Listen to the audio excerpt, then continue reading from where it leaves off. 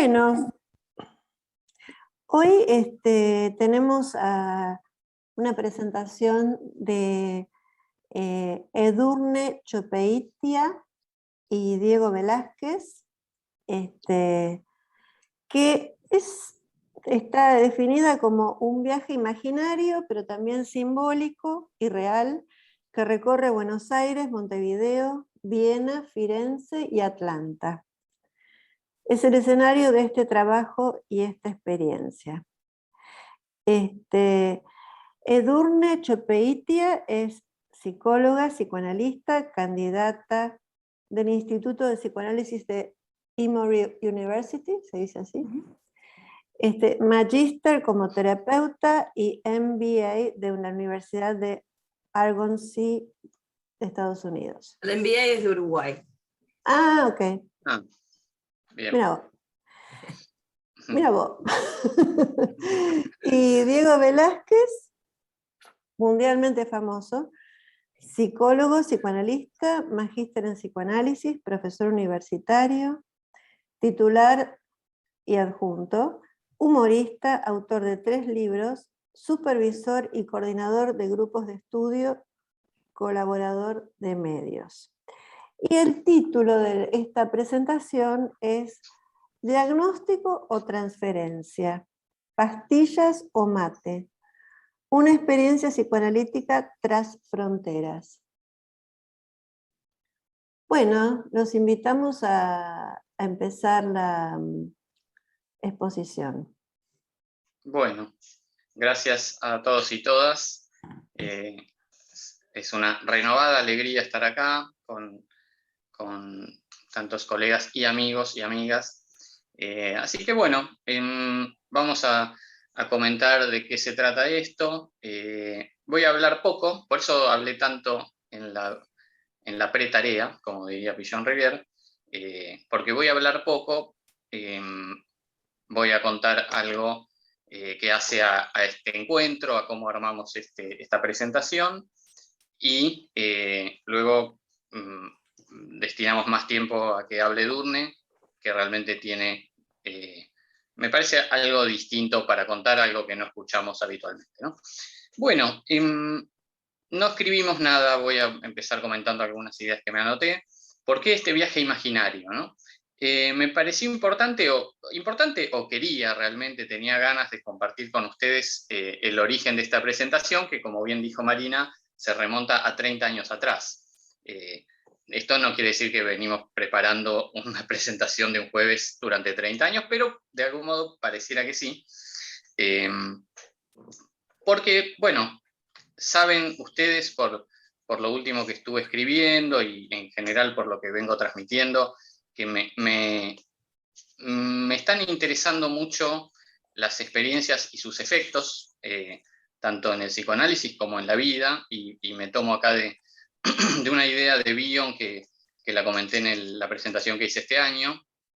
Bion sostenía que es interesante y es deseable que las experiencias de vida ocupen tanto o más lugar que las experiencias psicoanalíticas dentro del consultorio.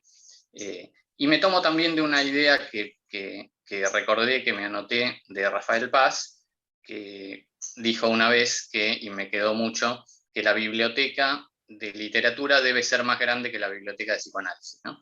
Entonces, bueno, apoyado un poco en esas ideas, apoyado en el efecto que nos van produciendo las distintas experiencias, es que armamos esto y que les quiero contar este origen de hace 30 años. En el 90, yo era chico, sin entrar en detalles, pero era chico, pero ya había empezado la carrera de psicología, los primeros tiempos, primeros momentos, y como creo, por lo que sé de ustedes, por lo que tanto charlamos, bueno, fue un momento también de uno de mis primeros viajes grandes, ¿no? Con muchos compartimos acá no solo el gusto por los viajes, sino el hablar de los viajes. Bueno, con varios de los que están aquí compartimos mucho eso. Y bueno, y saben del lugar que tiene eso para mí. En el año 90 hago un primer viaje grande, y como pasaba en ese momento, Acá no hay que explicarlo mucho. Hace poco con Edurne dimos una charla en la facultad y hubo que explicar al auditorio de qué se trataba viajar en el año 90 sin internet, sin reserva previa, ¿no? Pero acá creo que no hay que explicarlo mucho, saben, ustedes lo han vivido, lo que era andar por ahí, llegar a una ciudad, empezar a entender algo, buscar el hostel, caminar, preguntar, averiguar, ¿no? Y entre tantas de esas cosas, lo que sucedía, bueno, el escuchar a las personas que hablaban alrededor y en ese caso, en mi caso, desembarcar en ese momento en Firenze, Italia, y entre caminar, buscar el hostel, etcétera, escuchar ahí cerca un acento uruguayo, ¿no? Y como yo tengo familia en Uruguay y estoy muy ligado a Uruguay, bueno, sentí que tenía que acercarme y hablar a Edurne, que era también una chica que, bueno, ahí nos enteramos, estaba estudiando psicología en Montevideo. Ya me había graduado.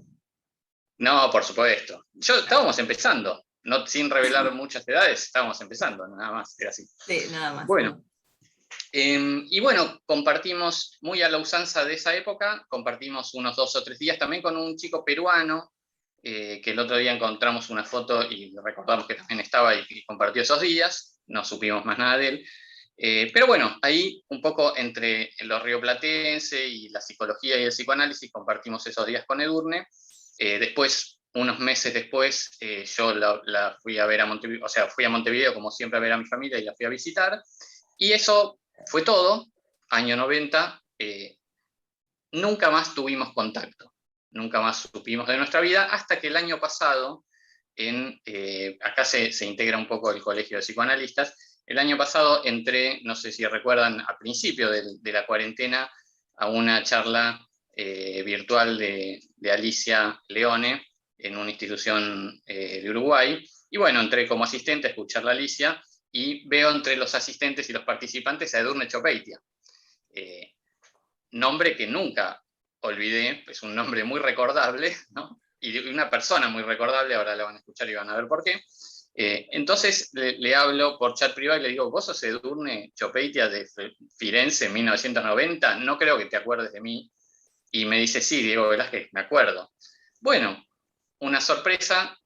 No es que no hubiera medios para conectarse en 30 años, pero realmente, bueno, la vida te va llevando y nada, fue así. Volvemos a tener un contacto después de 30 años, empezamos a intercambiar, a hablar, ella se integró después a uno de mis grupos de estudio, y bueno, empezamos como a trabajar juntos a la distancia, y eso se plasmó, bueno, en una charla que dimos hace poco en la Universidad de Lomas y en esto que vamos a presentar hoy. Bueno, y por supuesto, ahora con este lazo de trabajo y de amistad nos conocemos más que en ese momento de esos días en Firenze, y por supuesto como se empiezan a cruzar historias como mi familia en Positos, la familia de ella en Positos, su infancia, mi infancia de ir a Uruguay, el psicoanálisis, el fútbol, las eliminatorias, ¿no? Cada vez que hay partido tenemos también ahí un trabajo, ¿no? Bueno, todo eso y lo que venimos pensando conjuntamente, que es un poco esto que lleva el título, ¿no? Si muy esquemáticamente dicho, si nos regimos al escuchar las experiencias de los pacientes en función de la clasificación diagnóstica o de la transferencia. Esto, por supuesto, para nosotros un poco ya sabemos que es así, está suficientemente visitado, no hay mucha novedad, pero bueno, nosotros nos pusimos a reflexionar sobre esto, sobre todo en, creo, lo que va a contar Edurne acerca de el peso del diagnóstico como nombre, como nomenclatura, en la práctica de ella como psicoanalista uruguaya en Estados Unidos, y algo que, bueno, también nosotros tenemos noticia acá, de la relación de las personas con los diagnósticos, ¿no? No solo la relación de los profesionales con los diagnósticos y las discusiones acerca de eso, sino la relación de los pacientes con su propio diagnóstico que traen hecho desde otro lado o que traen investigado desde internet o que le ha sido dado por otro profesional o por otras instancias. Bueno, esa relación de los pacientes con su propio diagnóstico o con los conceptos de divulgación, digamos, ¿no? Y cómo eso es traído a los consultorios y de qué manera entra en tensión o lo hacemos jugar o lo hacemos ingresar nosotros al circuito de la transferencia, que finalmente para nosotros es el diagnóstico, ¿no? Porque un diagnóstico fuera de la transferencia no tiene ningún sentido, o tiene un sentido de describir un paisaje psíquico y nada más, ¿no? En el mejor de los casos. Bueno, entre todo eso hay muchas cosas, muchos diagnósticos que andan dando vueltas y que nos pusimos a explorar un poco, como decía, la relación de las personas con esos diagnósticos mismos, con esos nombres, ¿no? El otro día hablamos muy al pasar, y esto es lo último que voy a decir por el momento, hablamos un poco al pasar de, como ejemplo de eso, las llamadas etapas del duelo, ¿no? Por ejemplo, en el grupo de estudio veníamos trabajando algunas cosas sobre el duelo y apareció esto que trajo Edurne, que nosotros también conocemos, ¿no? Como idea divulgada acerca de las etapas del duelo, de cómo una persona entra en duelo y recorre distintas etapas, cómo esto, bueno, ahora ella nos va a contar cómo esto y otras cosas aparecen muy frecuentemente en su práctica. Y me ocurre algo esta semana donde una paciente me nombra esto mismo, ¿no? Las etapas del duelo, y me hizo pensar en algo que realmente es inclasificable, pero sí es pensable en función de la transferencia. Quizás lo conté alguna vez, lo voy a hacer muy rápido, en 1 o 2 minutos, no es un caso para desarrollar, es simplemente una pequeña escena. Esta paciente que me menciona lo de las etapas del duelo, me había consultado por primera vez justamente también más o menos hace 20 años, ¿no?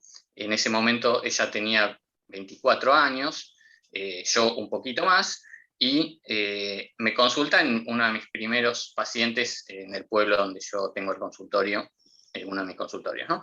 Entonces, bueno, esta chica me consulta en su momento, trabajamos 5 meses, en ese momento una de las cosas que le sucedían era la reciente muerte de su madre. A la madre yo la había conocido por una cuestión social del pueblo, de cómo me fui instalando ahí, y se embaraza, esta chica en ese momento de 24 años, se embaraza, y ahí finaliza nuestro trabajo durante unos 5 meses, ¿no? Bueno, pasan los años, parecido a lo de Edurne, pero en otro sentido, pasan los años, en el pueblo alguna vez la veo a la distancia, nos saludamos, nada más, no hay contacto, y me vuelve a consultar hace 2 años, ¿no? Vuelve esta paciente llamada Julieta, después de, le digo, después de, ¿cuánto, Julieta, no nos veíamos? Sí, 19, 20 años, 21, me dice, mostrando que tenía un exacto registro de la fecha en que habíamos trabajado, ¿no?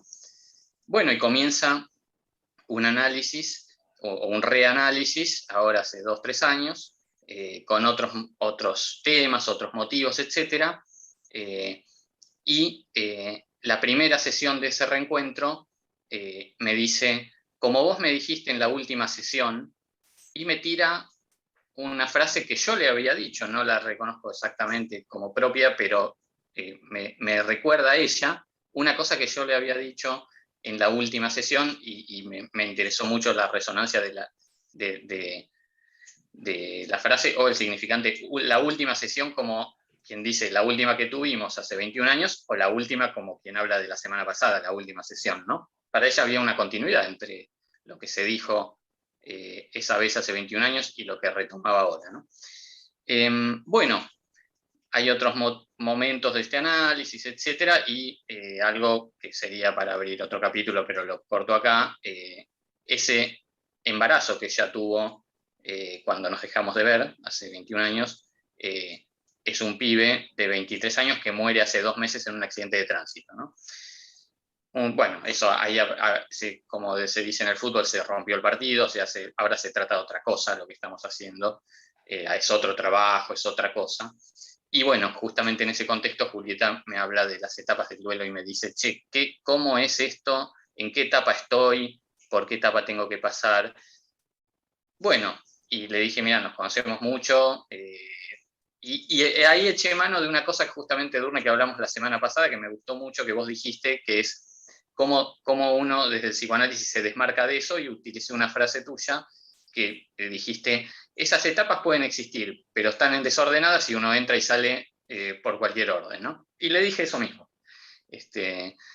Bueno, esto me parece que para nosotros es porque compartimos esto que hacemos y compartimos el modo de hacerlo, casi es obvio decir que nos interesa mucho más la transferencia que los diagnósticos o los conceptos como las etapas del duelo, etcétera. Esto me parece que es obvio, pero bueno, está presente y nos pusimos a pensar sobre esto.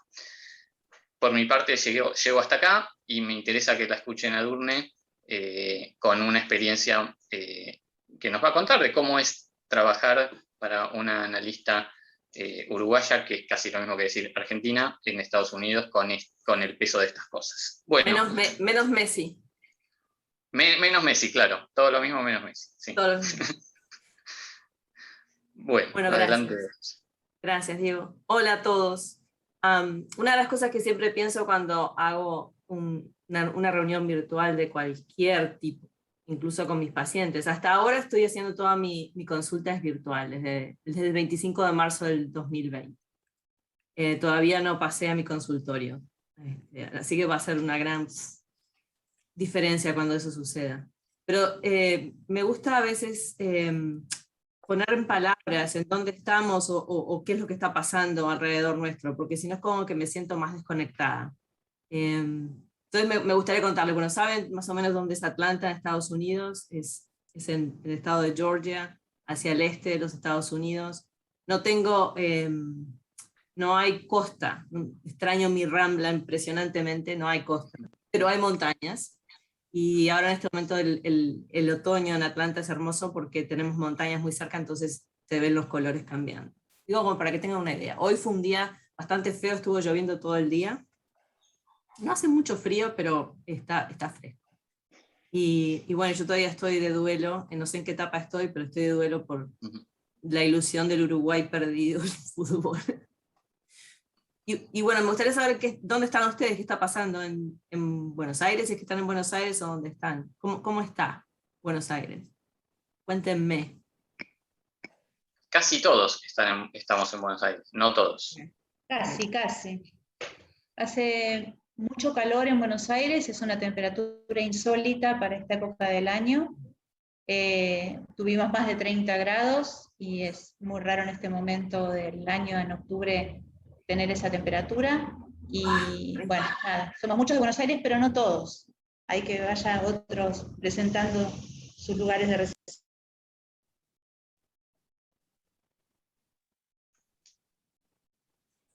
Karina y Hermes, que no.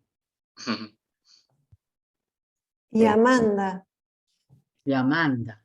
Yo no estoy en Buenos Aires, soy uruguayo, pero estoy en Tijuana. ¿Dónde estás? En Tijuana, desde hace 18 años. Ah, estás más cerca entonces. Estoy cerca, depende de dónde, pero aquí estoy, temperatura variable, siguiendo los ritmos de la nostalgia. Me imagino.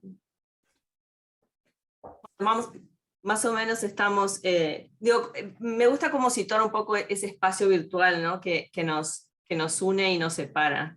Yo sé que en Argentina, o por lo menos por lo que escucho en el grupo que comparto con Diego y con otros colegas argentinos, la mayoría están todos viendo ya a sus pacientes en persona. Entonces eso también marca una gran diferencia en la manera que tenemos de trabajar o en la forma en que pensamos y tenemos que atravesar estas fronteras de las que hablábamos, ¿no? No sé muy bien por qué pusiste el tema de Viena ahí, pero bueno, me imagino que viene por... Bueno, obviamente por Freud, pero ¿sabés qué? Me acordé que recordando ese viaje dije, ¿yo de dónde venía para recalar en Firenze? Y venía de Viena. Claro. O sea, el día que nos conocimos, el día anterior yo había estado en Viena, en la casa de Freud. O sea que todo se une. Todo se une, sí. Yo también venía, bueno, no venía directo de Viena, pero sí ya había estado en la casa de Freud. Edurne, yo estoy en Los Ángeles. Karina. Hola. Se pueden juntar a tomar un café en Utah. Dale, sí. Sí. Sí, acá también estamos todos preparando Halloween, ¿no? Que ahí no sé si la festejan, pero acá estamos todos con eso, ¿no? Sí. Es un poco como para situarnos en lo que estamos. Y cualquier pregunta que tengan, por favor, me la hacen y me interrumpen. Entonces, bueno, No, igual, perdóname, te digo, Ah. no estamos trabajando en forma presencial en su mayoría. ¿no? Okay. Algunos empezando, como que estamos en un proceso, ¿no? Okay. Yo todavía no empecé y creo que la gran mayoría de los colegas tampoco, pero vamos empezando a... Sí, yo ya abrí el diálogo con mis pacientes, de cuándo, de cómo, de qué estamos pensando y cómo vamos a hacerlo. Pero creo que mi práctica va a terminar siendo una cosa híbrida.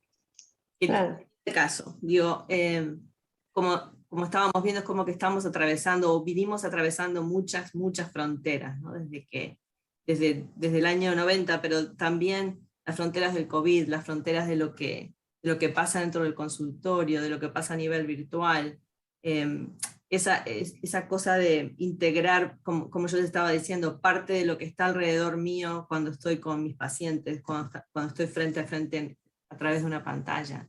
Y cómo, no sé cómo se dice eso en español, porque lo aprendí en inglés, pero como el cuerpo, nosotros tenemos como que integrarlo con palabras para que el otro pueda estar ahí. Entonces, digo, cuando yo me doy vuelta y miro para el costado, ¿cómo le explico a mis pacientes? Estoy mirando para acá porque estoy mirando mi agenda, o cuando miro para abajo es porque estoy anotando, o ese tipo de cosas, ¿no? Entonces, esas son para mí fronteras de conocimiento que fui atravesando también, aprendiendo a tener,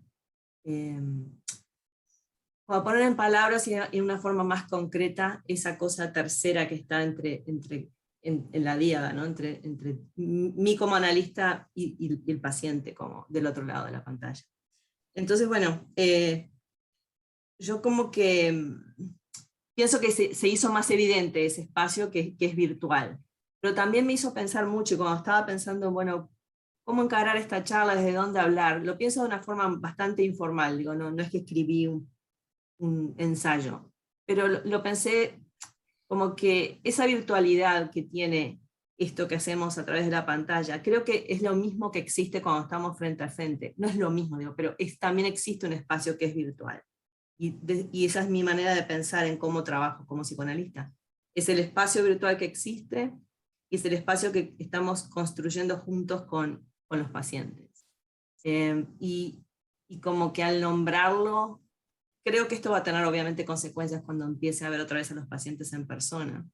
Y me parece que pensar en eso es esto que estamos haciendo, porque tiene que ver con esa cosa transferencial, con ese mundo transferencial, que a mí, como psicoanalista de aquí, se me escapa muchas veces porque tengo que explicar qué significa el psicoanálisis, desde cero, la mayor parte de las veces. El 95% de mis pacientes no tienen idea de lo que es el psicoanálisis. Entonces me voy un poco para atrás, ¿no? Porque en la historia, porque tiene que ver con la geografía. Entonces, ¿quién es que está en Los Ángeles? Karina. Karina, ok. No, porque estaba pensando que entonces capaz que Karina también puede traer, o puede decir, no, acá en Los Ángeles no pasa eso, o acá pasa esto, ¿no? Así que cuando quieras, Karina, interrumpime y contame, porque cómo es tu experiencia, ¿no? ¿Trabajas como psicoanalista en Los Ángeles mismo también? Sí. Entonces, desde mi punto de vista, cuando yo llegué a Estados Unidos, llegué hace 24 años, y cuando llegué, mis credenciales como psicóloga no fueron reconocidas. Lo cual, bueno, digo, trajo consecuencias obviamente porque mi identidad profesional no era la que yo traía de Uruguay más. Y para hacer todo ese viaje durante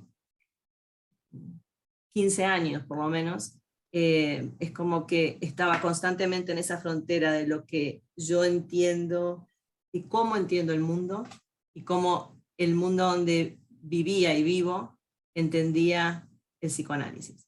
Entonces,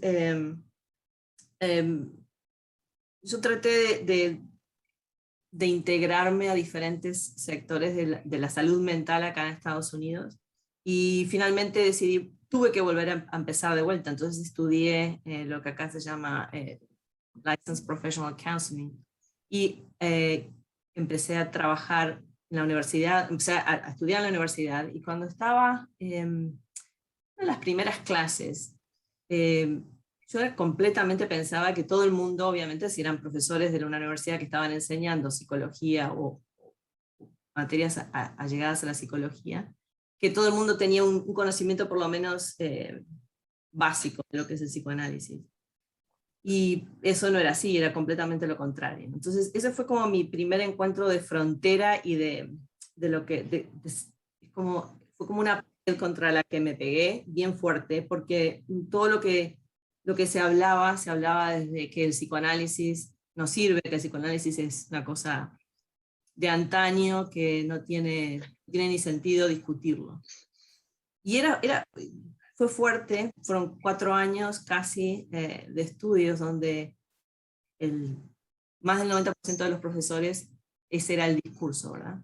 Entonces como que otra vez se me interpelaba mi forma de ver el mundo, porque yo siempre pienso como que desde mi inglés y desde mi español, el puente que siempre unía esos dos mundos adentro mío siempre fue el psicoanálisis. Con el psicoanálisis no importa si estoy hablando en inglés o en español, yo estoy entendiendo lo que está pasando y puedo hablarlo. Pero perdí también ese tipo de lenguaje. Entonces, digo, a medida que fue pasando el tiempo, es como que eso se fue haciendo cada vez más consciente y más evidente, ¿no? Entonces, desde hace un poco más de 3 años vengo trabajando con estas ideas de qué es lo que pasa, ¿no? Cuando ve el mundo desde este punto de vista, cuando uno ve el mundo desde ese, de lo que no se nombra, de lo que está por debajo, de los significados de las cosas que van más allá de lo que es evidente. Me pareció como que una idea que leí en varios libros en inglés, las ideas de los fantasmas y los guardianes que se van transmitiendo a través de las generaciones. Era como un concepto, una metáfora que me servía y me sirve muchísimo como para entender el traspaso y el viaje de fronteras de conocimiento y de fronteras reales. Entonces, a medida que fue pasando el tiempo, en las clases y en las discusiones con los colegas, empezó a surgir esto, por eso lo del tema del diagnóstico. En una clase recuerdo que una colega estaba presentando, colega de acá de Estados Unidos, estaba presentando un ensayo sobre un paciente, era una viñeta clínica. Y entonces ella nombra el tema del DSM, el manual de diagnóstico, y en ese momento era el número 4, el que estaba vigente. Y entonces ella dice, y esta paciente cumplía con estos requisitos para ser diagnosticada con no me acuerdo. Y entonces empezamos a discutir el tema, y unas decían, no, quizás tiene este otro diagnóstico, quizás esto sea diferente. Y yo recuerdo que yo levanté la mano y dije, ¿y si no pensamos en ese diagnóstico? Porque ella cómo se estaba relacionando contigo. Entonces yo empecé a pasar naturalmente hacia el tema de la transferencia, por lo que ella había contado en la viñeta clínica. Y entonces como que se hizo un silencio, y la gente empezó a mirar, y yo empecé a darme cuenta que el mundo en el que yo estaba en ese momento estaba habitado por gente que no podía concebir la idea de que el DSM no existe, o que puede no existir, o que podemos ignorar su existencia de alguna manera, o que el diagnóstico no es una verdad. Y entonces, no sé si ustedes, Karina, no sé si tuviste alguna vez una experiencia por el estilo en Estados Unidos. No tenés por qué contestar ahora si estás... Sí, sí, la misma, digamos. Acá se usa una cosa, digamos, que es como una cosa que se llama trasdiagnóstico, y es que la sumatoria de síntomas sirve para categorizar diferentes tipos de patología. Y es todo lo contrario a lo que nosotros hacemos, que vamos de lo universal a lo particular, ¿no? Nosotros empezamos a trabajar, el psiquiatra dice, bueno, acá hay una depresión y mayor, y nosotros empezamos a trabajar a partir del diagnóstico, de alguna manera.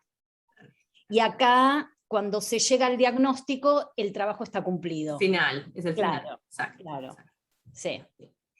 Ok, sí, o sea que en California pasa igual. Sí, igual. Digo, no lo dudaba, pero bueno. Entonces sí, y ahí fue cuando, pero el shock para mí fue que realmente yo estaba en un ambiente académico, estaba dentro de la universidad y realmente no podía creer que la gente se manejara con estas verdades que no tenían movimiento.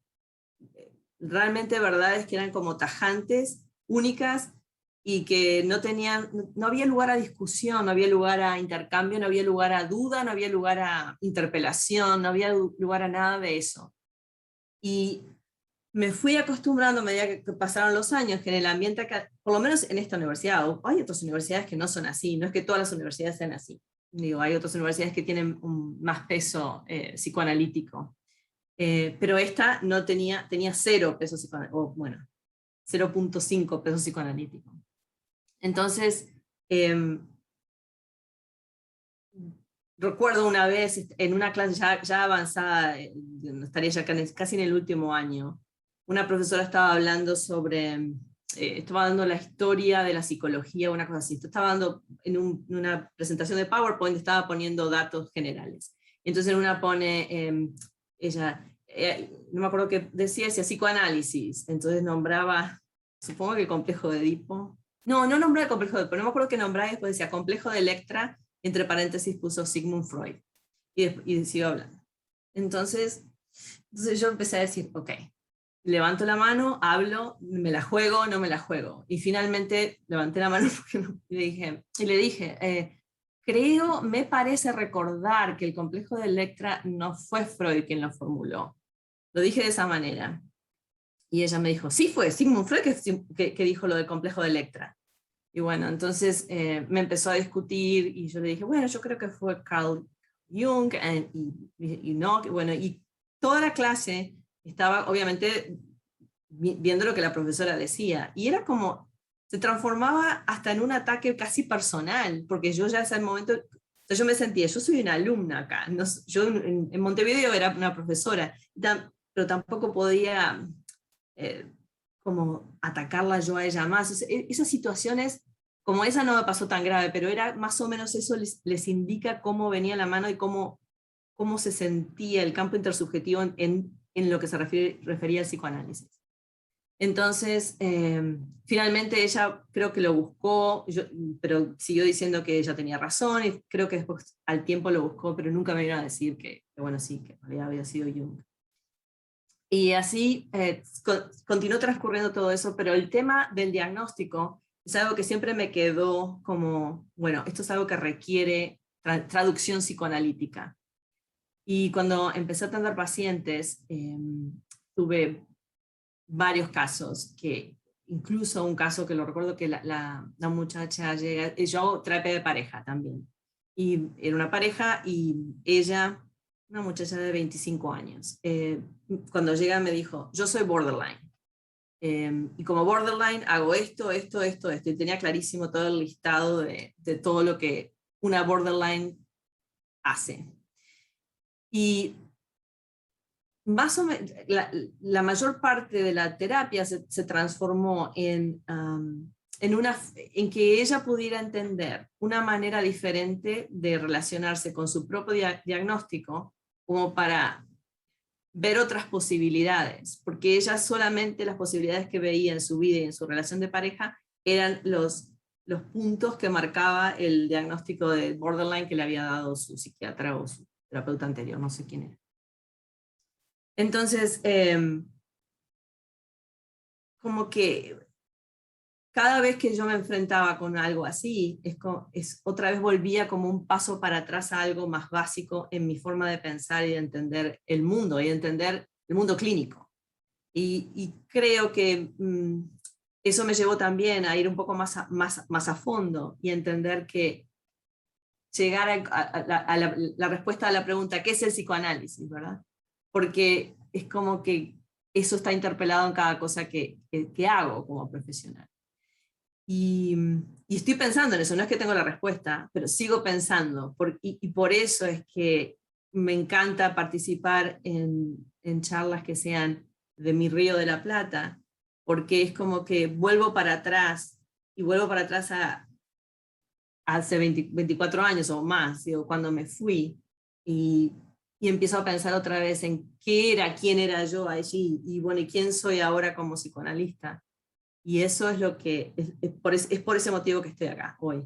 Yo creo que, en definitiva, el trabajo con la transferencia es lo que es el psicoanálisis. Y el trabajo con la transferencia que asume, obviamente, que existe un inconsciente, pero lo que hacemos a nivel clínico me llena y puedo interpelar las cosas desde ese punto de vista, aunque no lo nombre como transferencia. Entonces, digo, a medida que fue transcurriendo el tiempo también, hay otra dimensión de mi identidad que comenzó a aparecer y que se hizo más evidente, obviamente, que es el hecho de que aquí yo soy una inmigrante. Y entonces, siempre pienso que cuando estamos hablando de eso, nos imaginamos determinadas cosas o tenemos determinadas presuposiciones cuando vamos a hablar de lo que significa ser inmigrante. Y bueno, ahora acá también tengo otros, por lo menos 2 inmigrantes más de los que hablaron. Y entonces siempre pregunto, ¿qué sienten y qué piensan cuando alguien dice soy inmigrante? Y qué es lo que están en este momento imaginándose, ¿no? ¿Cuál es el viaje? Digo, yo ya me estoy imaginando por qué estás en Tijuana y por qué estás en California, ¿no? Como que cada uno nos hacemos determinadas historias de viaje.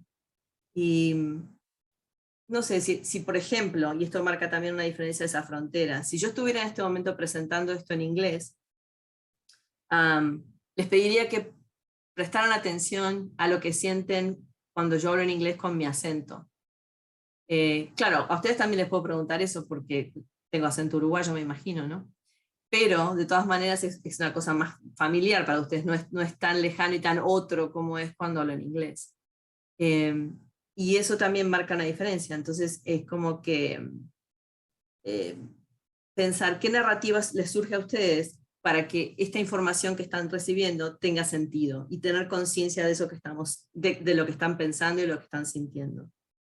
Entonces, obviamente el tema de la virtualidad, volviendo a ese tema que hablábamos antes, no es casualidad que estemos hablando de ese tema, o sea, no es casualidad que yo esté trayendo ese tema, porque los guardianes y los fantasmas, yo los conceptualizo como que son los vehículos por los que se transmiten nuestros traumas, historias, narrativas de generación en generación. Y la inmigración tiene muchísimo de eso para entenderse por el psicoanálisis. Y entonces, eso hace ir pensando en cuáles son esas fronteras que vamos atravesando cuando vamos inmigrando y cuando vamos pasando a otras realidades, cuando estamos frente a nuestros pacientes. Entonces, pienso que el diagnóstico quizás es una frontera que quizá no se pueda atravesar, que quizás marca una pared que es muy difícil de vencer, muy difícil de pasar para el otro lado. Es como, es esa cosa rígida que está allí, ¿no? Es como, cuando estoy diciendo esto, cuando el paciente lo trae como parte de su identidad. Entonces es como, siempre me acuerdo como una jaula mental, me acuerdo de una anécdota que mi hijo tenía 5 años y teníamos una perrita. Entonces a la perrita la habíamos entrenado a que siempre tenía que dormir adentro de una cajita, una jaula, tipo jaula. Entonces, a medida que fue pasando el tiempo, la perrita iba a dormir ahí y no dejábamos la puerta cerrada, pero ella igual pensaba que la puerta estaba cerrada. Entonces recuerdo que era la manera que yo le explicaba a mi hijo cómo nuestra mente es la que crea la realidad de lo que está pasando alrededor nuestro. Y eso me parece, y siempre pienso que eso es como más o menos lo que pasa con los diagnósticos. Entonces, creo que en definitiva es nuestro psiquismo que dibuja y desdibuja nuestras geografías. Y las geografías no solo de donde vivimos, sino también nuestro cuerpo como geografía, que yo lo entiendo como una geografía. Entonces, bueno,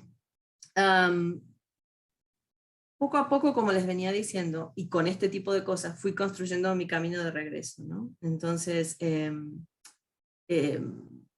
general, siempre me pasa que es muy difícil, pero por la dificultad que tengo de traducir lo que pienso en inglés y en español al psicoanálisis, creo que se abre la posibilidad de lograr un lenguaje más simple para explicar las ideas.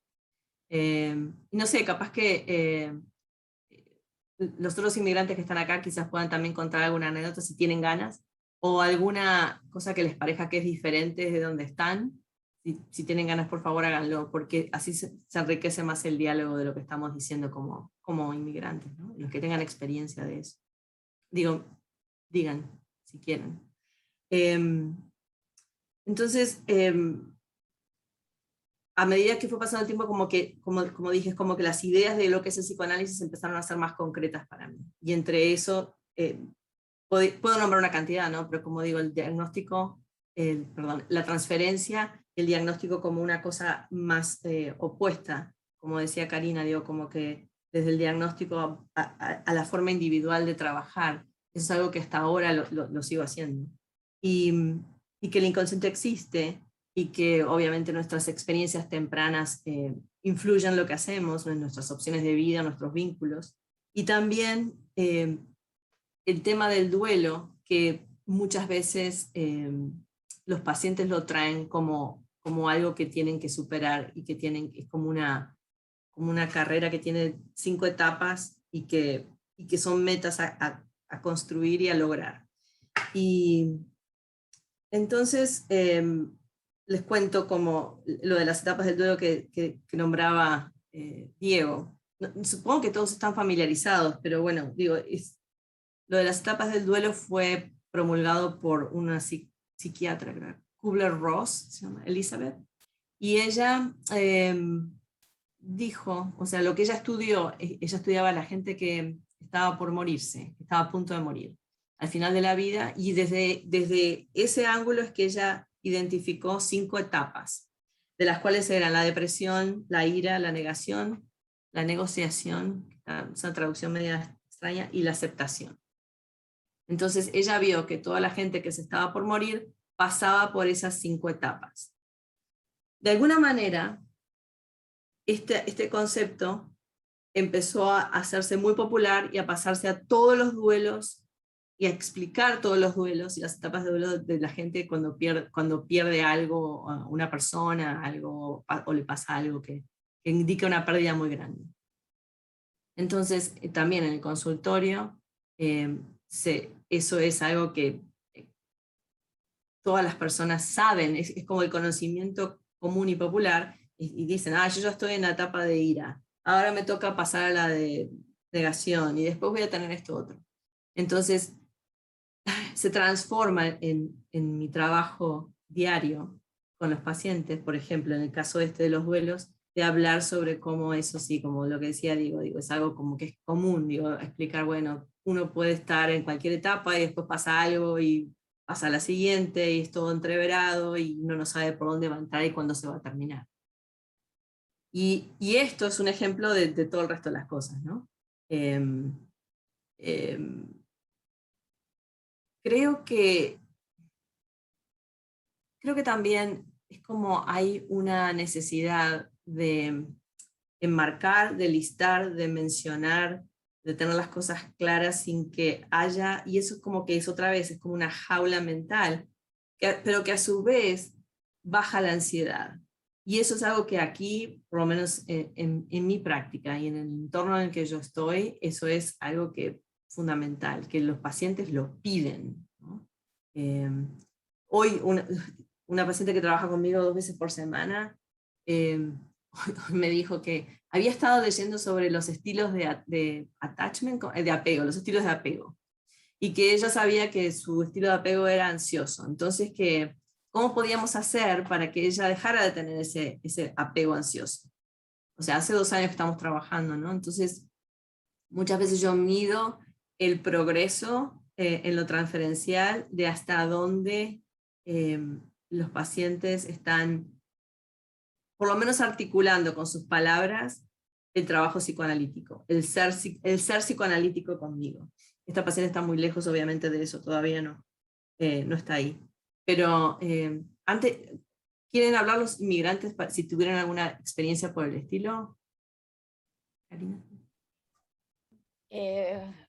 Tengo una paciente que estoy viendo hace poquito tiempo, es una chica de 15 años, que venía de una experiencia de 2 años de terapia conductiva, behavioral cognitive. Entonces, la primera sesión por Zoom se sienta y me dice, bueno, te voy a contar, tengo pensamientos repetitivos, soy obsesiva, tengo ansiedad social, y me hizo como una lista de 25 cosas de todo lo que seguramente, ¿no? De attachment y todas esas cosas. Uh-huh. Es muy interesante, digamos, porque el diagnóstico y que los chicos, yo trabajo con chicos, el diagnosticarse es, incluso en este momento, un signo de pertenencia a ciertos grupos. Entonces, digamos, los chicos tienen que tener un diagnóstico, se hablan con diagnósticos entre ellos, no hablan de emociones, hablan de diagnóstico. Y entonces en ese momento yo no sabía qué decir, bueno, léeme.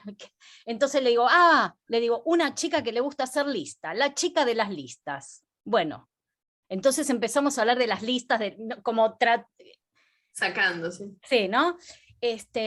Pero bueno, sí, estamos por estos lados, estamos trabajando en este contexto, digamos, de lamentablemente estar, digamos, muy, los pacientes vienen, la experiencia que tengo yo por lo menos es que con los chicos, digamos, cuando llegan a mí es como ir al chamán, ¿viste? Como, bueno, ya pasamos por todo, vamos a ver esto último. No es un tratamiento al cual se recurra y tenga un prestigio que uno va eligiendo, digamos, como otros más, sino bueno, ya pasamos por todos los social intervention, todos los cognitivos, todos los... Y de última, me dijeron que vos trabajás con chicos, ¿no? Bueno, es así. Sí. Sí, Marina, me meto un poco en tu rol ya. Aprovechamos y abrimos todo el intercambio general, ¿qué les parece? Sí, claro. Bueno, ya lo dijiste. Vale, ya estoy. Listo. Bueno, los que quieren intervenir, como saben, en reacciones tienen la manito para levantar. Bueno.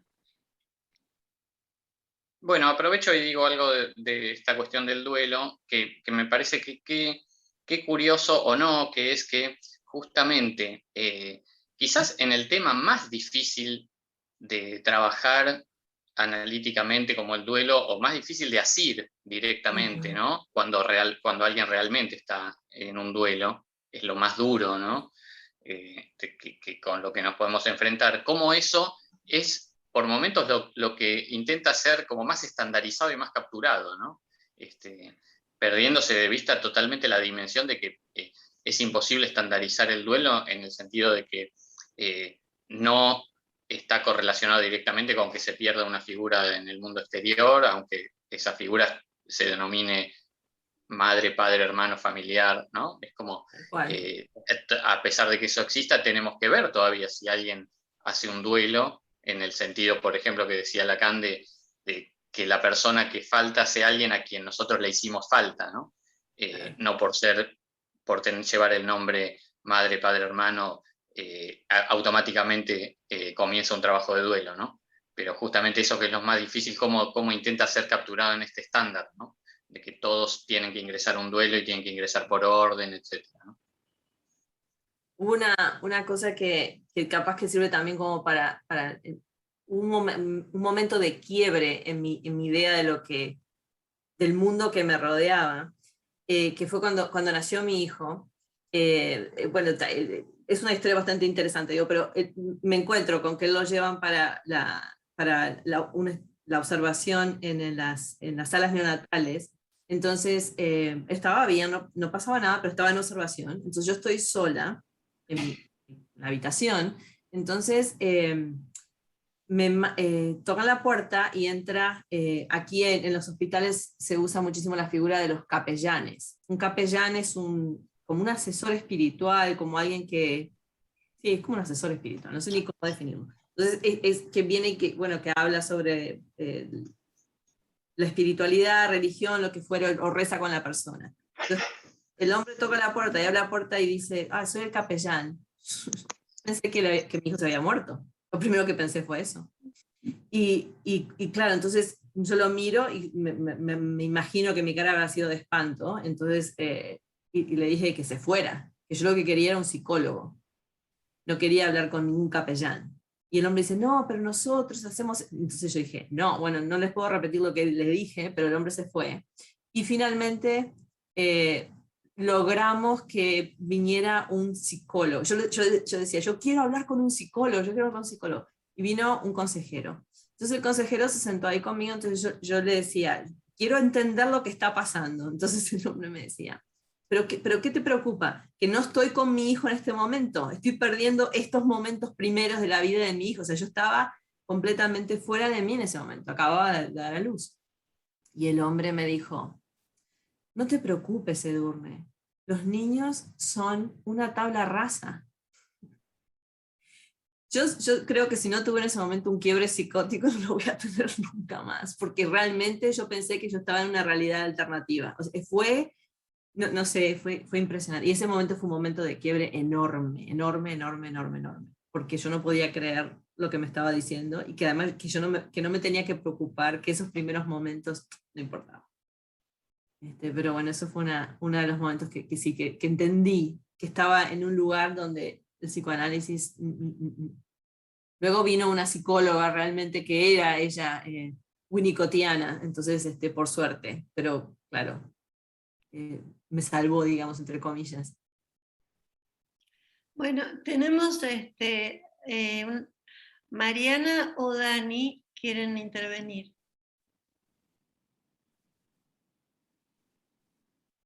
Desmuteate, Marianita. No, quería decir un par de cosas. Una es que me pregunto cuándo una experiencia psíquica de desorganización encuentra un efecto organizativo en el diagnóstico, aunque sea una autoconstrucción, ¿no? Pero me parece que no plantearía a priori que siempre que se establece un diagnóstico y siempre que un paciente busca un diagnóstico se está alejando en realidad de su propio proceso terapéutico y va quedando, ¿no?, como restringido en el camino que va a hacer. A veces tiene un efecto organizador muy grande, no solo por lo que planteaba Karina respecto de la pertenencia, sino por sentirse inscripto en alguna nosología, digamos, en un universal, salir de esa sensación solitaria, ¿no?, de una patología única que nadie puede comprender y empezar a sentirse como parte de un universo donde no solamente puede compartir su padecimiento con otros, sino que hay alguien que debe saber acerca de eso, ¿no?, que ya antecede en ese conocimiento. No, estoy totalmente de acuerdo. Estoy totalmente de acuerdo contigo. Creo que la forma que estoy pensando sobre esto va más en el tema de la díada, en la transferencia, ¿no? Tanto como en lo intrapsíquico, sino más bien en lo inter. Ajá, ok. No, por otro lado, como inmigrante comparto una experiencia con Cielo, que anda por alguno de esos cuadraditos. Estuvimos muchos años en Venezuela, las dos. Yo en mi etapa de formación y Cielo ya formada, Cielo fue profesora mía. y el espacio que tenía el psicoanálisis en Venezuela era muy pequeño, tenía un lugar muy, muy marginal en la cultura venezolana y en la cultura psi en general. Existía una asociación psicoanalítica, pero era muy pequeña, y en la universidad ocupaba un lugar muy marginal, y ahí hubo un movimiento muy interesante de 3 profesores que eran psicoanalistas y que daban solamente teoría de la personalidad. En ese momento, una profesora daba entrevista diagnóstica y otra teoría de personalidad, y lograron entre los 3 convocar a un montón de alumnos, entre los cuales estábamos todos los alumnos argentinos que habíamos ido por el exilio, para fundar una especialidad en psicoanálisis adentro de la Facultad de Psicología. Y fue un movimiento político, o sea, no era una pelea teórica, fue una pelea política adentro de la facultad, y teníamos nuestra pata de formación afuera con Luis Hornstein y Mauricio Goldenberg, digamos, los que fueron nuestros maestros afuera de la facultad, ¿no? Pero ahí realmente fue un movimiento muy, muy interesante, porque se produjo un efecto refundacional adentro de la Facultad de Psicología. Bueno, yo voy a comentar algo. Yo trabajo con adolescentes, y yo estoy viendo en nuestros adolescentes este discurso del autodiagnóstico y de la tendencia a psicopatologizar lo que les pasa, ponerle terminología. Yo creo que es que es el efecto de los laboratorios y de también de las series, ¿no? Que producen un impacto muy grande, hasta en el sentido del humor, en los chistes. Hay chistes que hacen que uno se da cuenta que son traducidos del inglés. Y justamente hoy, la última paciente que atendí, no dejaba de autodiagnosticarse como, y bueno, el trabajo era desdiagnosticar lo que le estaba pasando, pero bueno, es una tendencia muy fuerte. Y como decía Mariana, en algunos casos es como, alguien mencionó también la posibilidad de cohesión que esto puede tener, ¿no? En algunos grupos.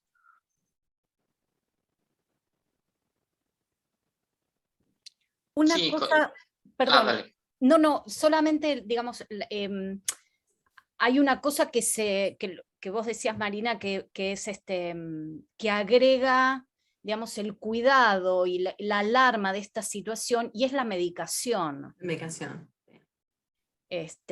Digamos, de niños muy pequeños, que ya están no solamente tomando medicación para el ADHD, sino chicos muy pequeñitos de 9, 10, 11 años que ya están tomando medicación para la ansiedad, antidepresivos, y con, como si fuera una medicación que ya los va a acompañar el resto de la vida, porque una de las cosas que pasa con estos diagnósticos es que es un estado crónico, porque como es neurológico y es biológico y es un desbalance químico, eso lo tenés para toda la vida. Toda la vida. Claro, yo decía lo de los laboratorios, porque en el Hospital de Niños de acá de Buenos Aires, donde trabajé muchos años, y acá también Daniel Slucky trabajó muchos años, en algún momento nosotros teníamos el servicio de psicopatología y salud mental.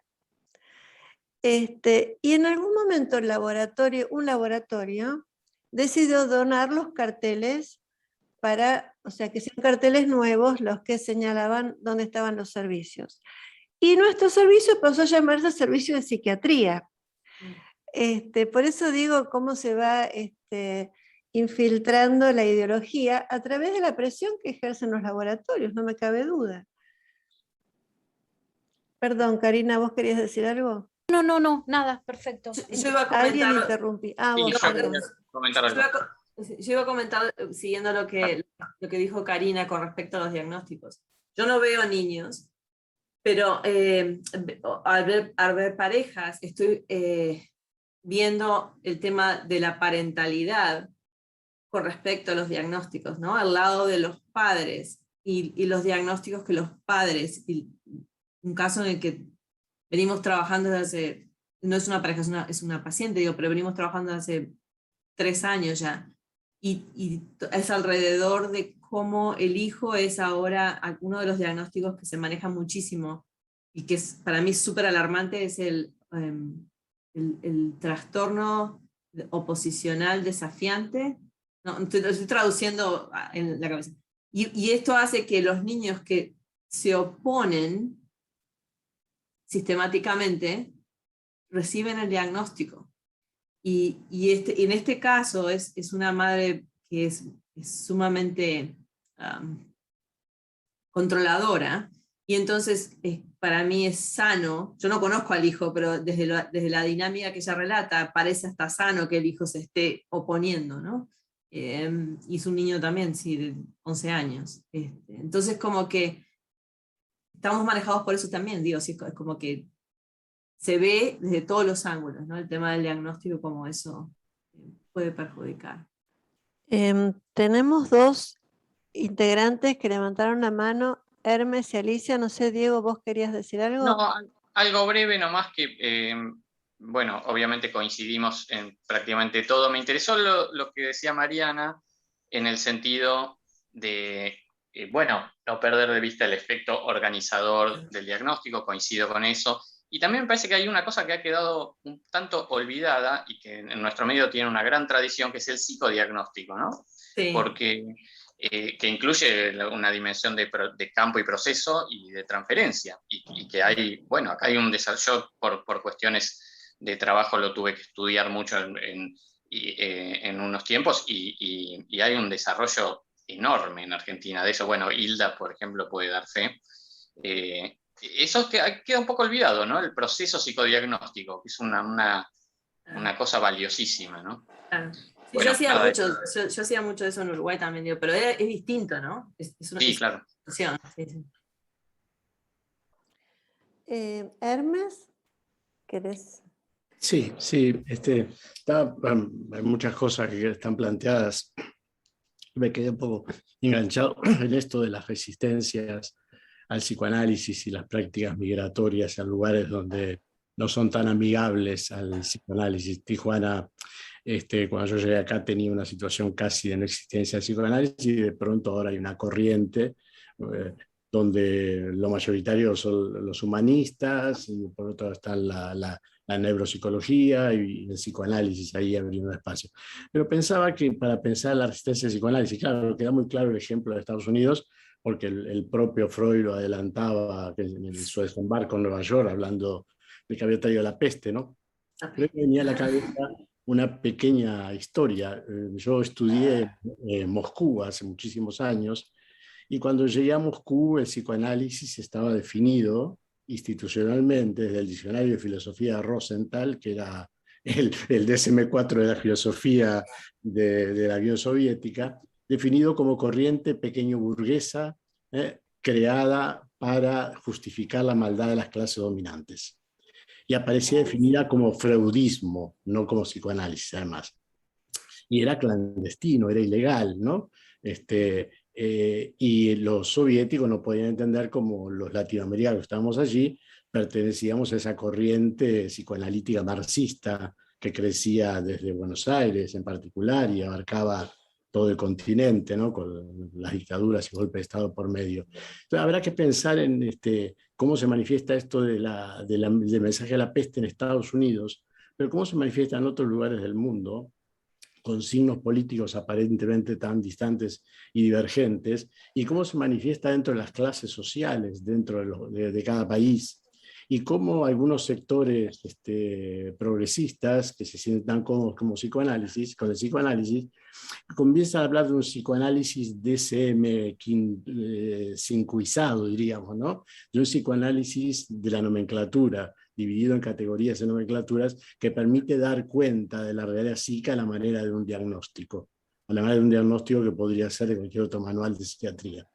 Esas son las cosas que se me ocurren cuando escucho hablar a la compatriota. Gracias. Alicia, ¿querés intervenir? Sí, no, me parece que, a ver, se están tocando temas muy distintos, ¿no? Creo que por un lado el diagnóstico, por el otro lado la transferencia, por otro lado la medicalización, por otro lado las resistencias al psicoanálisis. Creo que son temas distintos, ¿no? Me llama un poquito la atención el título también, porque diagnóstico o transferencia, ¿por qué no diagnóstico y transferencia?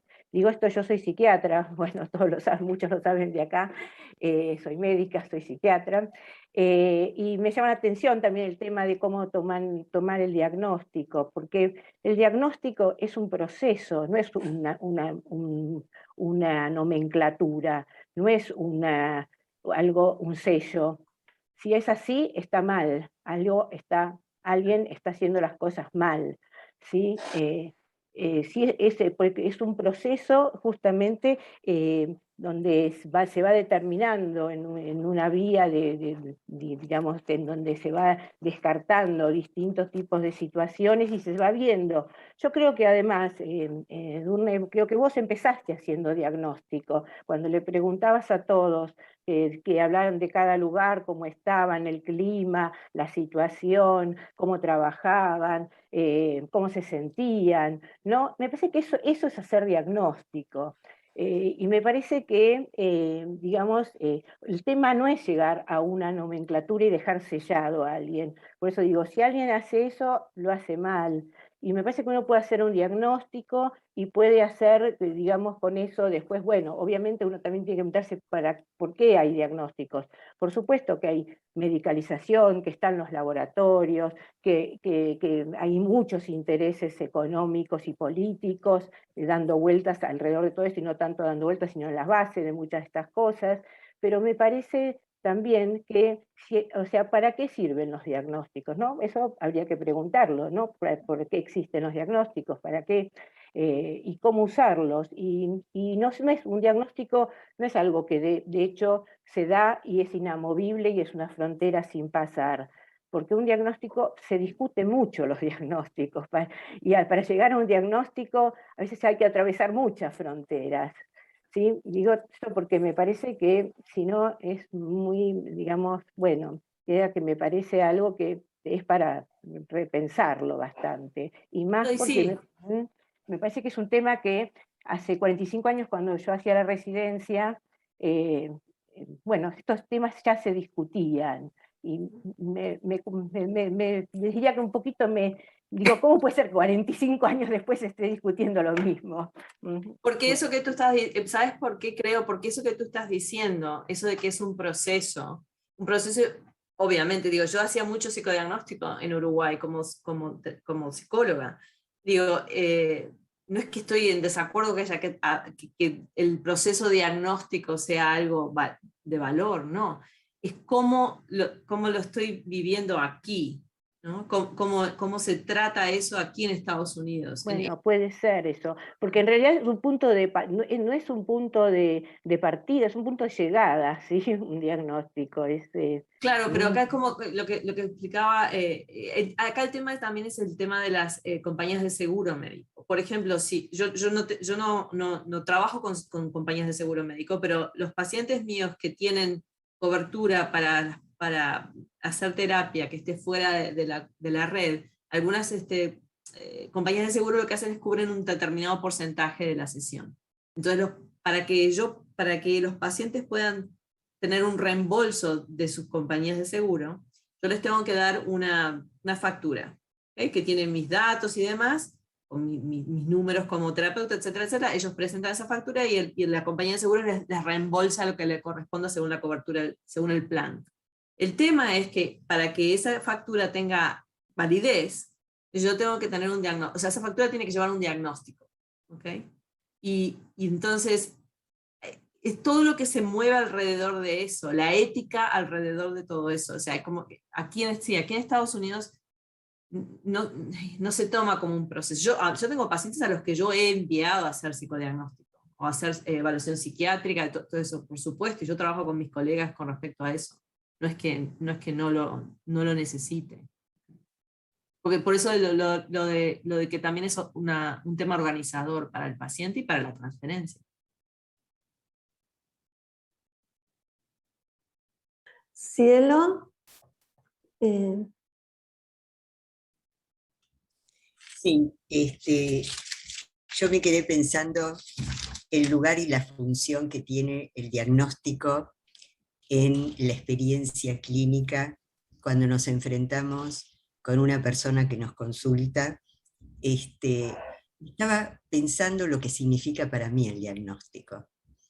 Ya a esta altura de mi vida profesional no puedo evitar pensar en términos diagnósticos, pero eso sí, en términos diagnósticos suficientemente abiertos, provisorios, por eso se habla de presunción diagnóstica, y suficientemente, momentáneo, digamos, asociado al comienzo.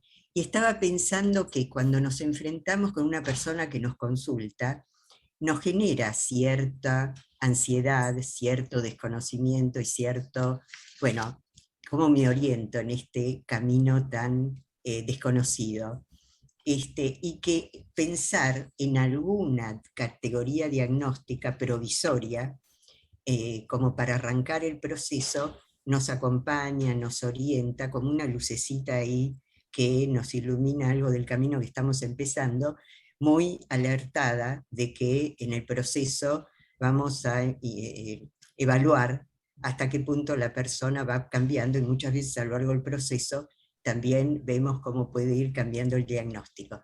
Y ya que haces una experiencia con parejas, Edurne,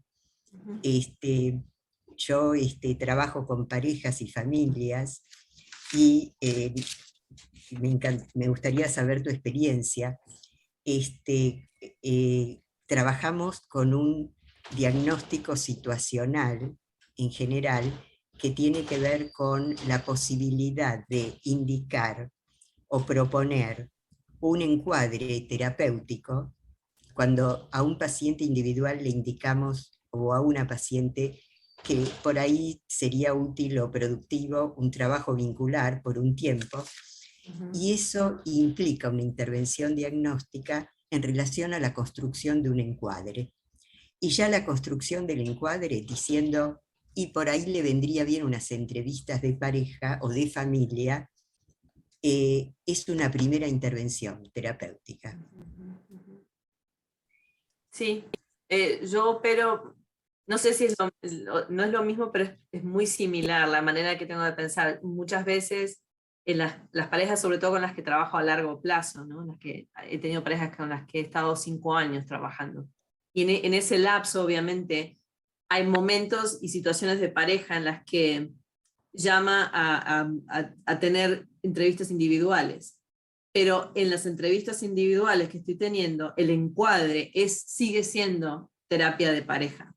Entonces, me parece que es lo que estás diciendo tú, ¿no? Sí, digo, es apelar al encuadre, ¿no? De cómo estamos trabajando y desde dónde estamos trabajando.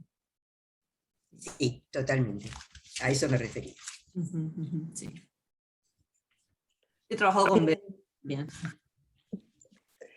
Ahí Magdalena Echegaray quiere intervenir. Y hay algunos comentarios con respecto a, bueno, acordar con Alicia, con Mariana, también Mariana aclara que Adriana Honig, que está, no sé si está hoy entre nosotros, también fue migrante en Venezuela, y bueno, también Karina Likovich agrega un comentario que tal vez después los puede explicar. Magda. Ahora sí.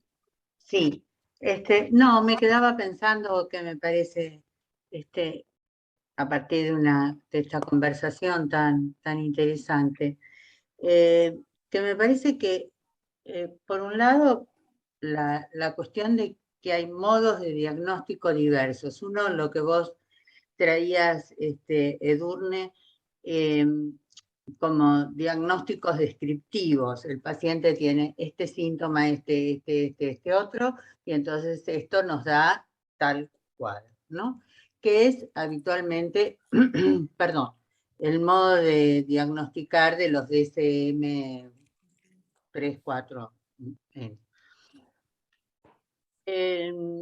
Hay otros modos de armar diagnóstico, de producir diagnóstico, no solo situacionalmente, que desde ya es una cuestión dinámica, vamos haciendo diagnósticos que son como procesos de diagnóstico, sino también el tema de que son diagnósticos basados en la metapsicología psicoanalítica, vale decir, diagnósticos que nos llevan a pensar si en este paciente se ha constituido la tópica, si no se ha constituido la tópica, por qué este paciente sueña, por qué no sueña, por qué este paciente está en un proceso delirante, estamos delante de una psicosis, y por qué es importante el diagnóstico en este punto. Y porque eso va a guiar los modos en que vamos a intervenir. No vamos a intervenir del mismo modo si hacemos un diagnóstico de una corriente psicótica importante. Además, esto digo, no es un psicótico, sino una corriente psicótica que domina por sobre alguna corriente más neurótica. Y esto va a guiar los modos de nuestra intervención. Creo que desde ese punto de vista, este modo de diagnóstico, por lo menos a mí, en mi experiencia, a mí me sirve.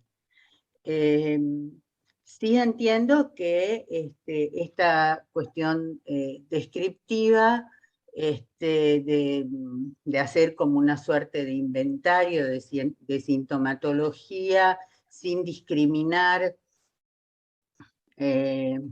por ejemplo, qué sé yo, tiene angustia, ajá, ¿y qué lo angustia? ¿Y qué clase de angustia tiene?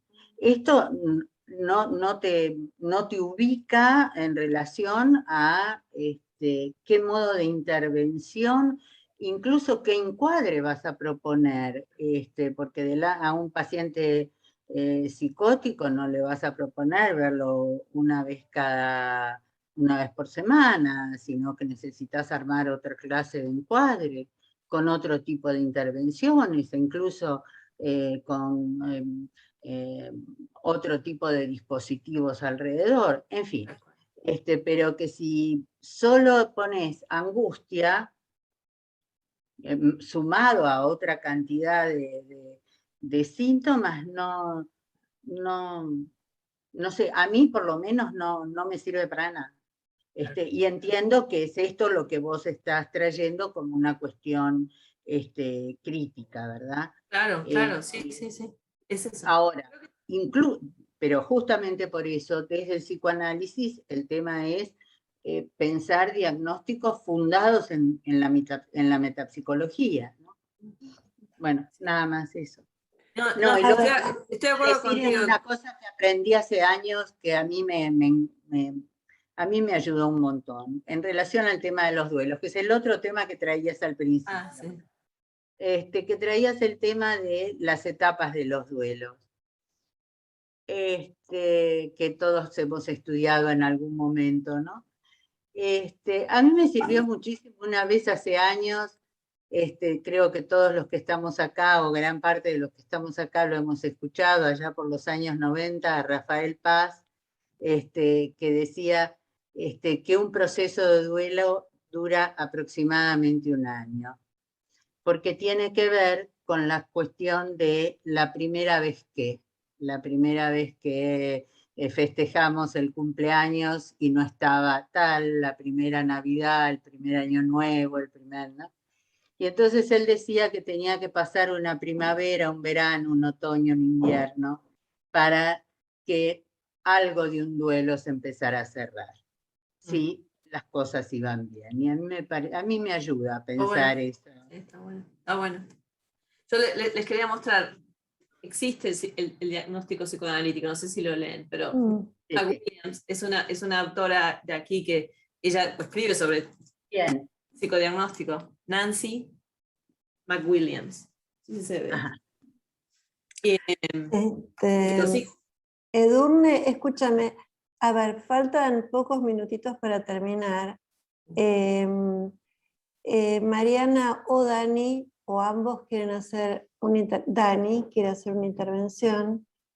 Y después le damos la palabra a Edurne y a Diego para que cierren. ¿Mm? Después te vamos a mandar el chat, Edurne. Dale. Bueno, y simplemente para abonar la teoría que empezó a circular en este segundo tramo del plenario, parafraseando a Joyce McDougall, alegato a favor de un cierto psicodiagnóstico. Quiero simplemente recuperar, no por algo anquilosado, pero creo, si repasamos todos los casos clínicos de Freud, eran todos casos diagnosticados, desde los cuadros de histeria, aún el análisis que hizo en la montaña, la fobia de Juanito, la neurosis obsesiva del hombre de las ratas. Me parece que hay algo de esto que se perdió. Hasta creo que yo, por momentos, pierdo la idea del diagnóstico cuando estoy en tratamiento. Vuelvo al diagnóstico cuando hay algún caso delicado, grave. Pero si no, nos estamos acostumbrando muy fácilmente a decir, bueno, es una neurosis o una psicosis. Y me parece que por ahí no vendría mal volver y recuperar la importancia de los diagnósticos, tal como lo hacía Freud en todos sus historiales. La verdad es que me entrometo, no levanté la mano, tampoco la podía levantar, pero me parece que hay algo que nosotros hacemos, y es que nosotros diagnosticamos no solo el paciente, cómo llega y cómo lo vamos viendo, sino también cómo esta sesión que viene hoy, qué tipo de material trae, digamos, y qué tipo de transferencias se establece. Digamos, estamos haciendo diagnósticos también de qué corriente de la vida psíquica trae hoy, qué es lo que predomina, para ver si estamos frente a alguien a quien le podemos interpretar o a quien podemos ayudar a construir, a ligar. Digamos, me parece que tenemos también esta capacidad de esta plasticidad del diagnóstico del material que trae el paciente. Yo creo que es una de las cosas que que tanto Luis Hornstein como Silvia Bleichmar insistían mucho, ¿no? Escuchar al paciente. Uy, tenemos un integrante famoso por sus intervenciones de último momento, que es nada más y nada menos que Oscar Sotolano, que parece que quiere hablar. Te pedimos que seas breve, Oscar. No voy a ser Hola. Sí, no voy a ser totalmente breve. Yo acuerdo totalmente con Alicia, y me parece que el tema del diagnóstico incluye que hay diagnóstico en transferencia, y hay diagnóstico de la transferencia. Decir que un paciente viene y cree que nosotros somos un chamán, ya es un diagnóstico. Por lo menos yo entiendo que qué es un chamán para ese paciente es algo que tenemos que entender, y que ubica, no en categorías del DSM-4, pero sí en categorías de lo que es para esa persona esa relación y ese vínculo que está imaginando que se va a construir. Nada más. Creo... ¿Cómo estamos? No, sí, si quieren cerrar. ¿Cómo para cerrar? O sea, yo lo que siento es que es muy difícil cuando estamos en un entorno psicoanalítico, rodeados de psicoanálisis, con gente que entiende lo que decimos, ubicarnos en un espacio en el que eso no existe. Y eso es lo que... Y por eso es que a mí me encanta poder hablar en espacios como este, porque porque bueno, eso fue lo que es muy difícil entender lo que todos ustedes están diciendo sobre el diagnóstico y que sirve y que es bueno y que hay cosas que hay que diagnosticar, que diagnosticamos de una manera diferente, todo eso es dentro de un espacio que es psicoanalítico, dentro de un mundo que es psicoanalítico, dentro de un mundo que habla de una manera psicoanalítica, incluso los pacientes. Cuando uno está en un mundo en el que eso no existe, entonces el diagnóstico se transforma en un vehículo de otra cosa. Y es eso, creo, lo que estamos tratando de transmitir. No sé si se entiende lo que quiero decir. Es muy difícil, digo, para mí es realmente, por eso es que sigo pensando, ¿cómo hacer para integrar eso que soy del Río de la Plata con eso que tengo que ser aquí y las dos cosas juntas, ¿no? Entonces, es bien interesante. Esto me va a hacer pensar muchísimo. Bueno, desde ya estás invitada a venir más seguido. En persona, quiero ir en persona. Dale. Bueno, no sé si querés cerrar con algún comentario, si Diego quiere decir algo. Y un mínimo cierre y despedida. Me parece que lo que dijo Oscar es una buena síntesis que retoma lo que dijimos al principio, que es bueno, está el diagnóstico, está todo esto que dijimos, pero que nos propusimos pensar, aunque de forma desordenada, cuál es la relación del que nos viene a ver con el propio diagnóstico, ¿no? Que se genera ahí, el que ya trae, etc., ¿no? Bueno, nada, agradecerles mucho realmente la recepción. Me propuse ser un facilitador de que conozcan Edurne y su trabajo allá, sobre todo esto que ella dijo, lo último, ¿no? Como la lucha de una uruguaya en ese contexto. Y bueno, eso, y bueno, el valor de los viajes en todo sentido, ¿no? El valor del análisis como un viaje, el valor de los viajes, el plus de la persona que conocemos en un viaje, ¿no? Que no es lo mismo que en otro lado, como el plus de la persona que conocemos adentro de un consultorio, que no es lo mismo que en otro lado. Y me anoté al final me anoté, una de las cosas que quería decir es frase de Marina, y no sé qué frase, así que no sé, nunca lo sabremos. ¿Qué frase me había anotado de Marina para decir? Así que bueno, ¿qué va a ser? Que yo creo que te dije que me hiciste ver que ya habían pasado 30 años, ¿era eso? Puede ser eso. No, pero me anoté durante la semana algo que vos habías dicho de los viajes. Dije, decir la frase de Marina, ya no sé cuál es. Así que bueno. Bueno, gracias a todos. Muchas gracias a todos, sí. Bueno, nos desmuteamos y aplaudimos a Edurne y a Diego. Gracias. Gracias.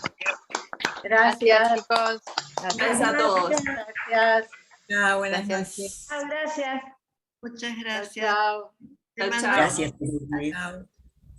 A las órdenes. Gracias, Diego. Gracias. ¿Quién manda el Gracias. chat? Gracias, Edurne. Sí, Ah. ya lo mandé. Sí, ya lo ¿Ya lo envié. mandaste? Sí, ¿Mandaste vos? Bueno, listo.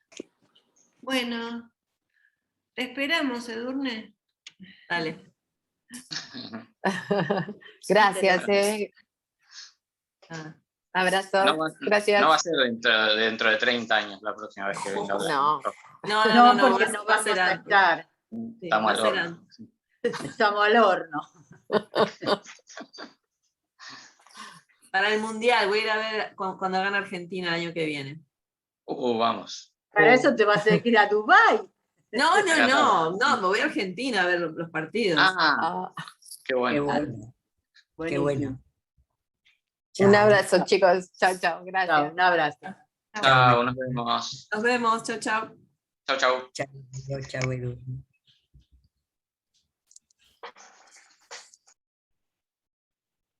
Bueno, chao, Nos quedamos nosotros. Chao, Marina. Nos vemos.